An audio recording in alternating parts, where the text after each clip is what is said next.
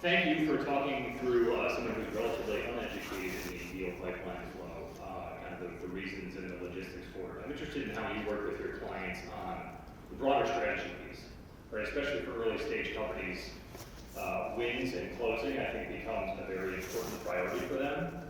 But in a world of limited resources, especially for an early stage business, you can see a lot of dollars being spent in an area where maybe they should be focusing more on compliance or more on delivery than on growth. So I'm interested in your guys' thoughts on that.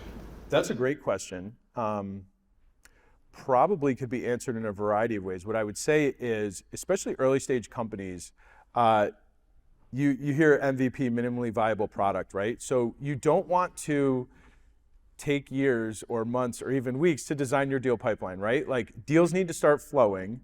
A deal pipeline obviously is not going to do outreach for you, networking, lead gen, but this is a perfect example where if you look at things like size of business, source of business, closed won reason, closed loss reason, right in the pipeline now, should be able to, if you're running deals through and you're just spending just a little bit more time to make sure you're capturing that data, you can provide that insight where, oh yeah, compliance is an issue, right? We're learning that, right? Now all of a sudden our deal pipeline is informing our sales strategy because we've been mindful of that when we were building that. Does that kind of answer?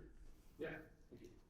Yeah, and to piggyback off that, I would say one of the last things we talked about with the handoff to an implementation or an onboarding team, that's where some of that insight into, hey, we're kind of lacking with some of the information that is being carried over to those teams, or compliance issues, or lack of paperwork, or maybe we need to have this, maybe we need another piece of paperwork created and signed as a result of compliance or as a result of something else.